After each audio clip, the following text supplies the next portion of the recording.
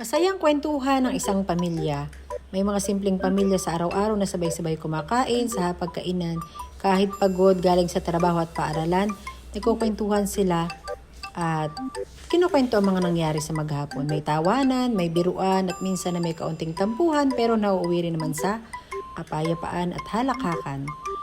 So tuwing weekend, sama-sama sila nagluluto, naglilinis o kaya namamasyal.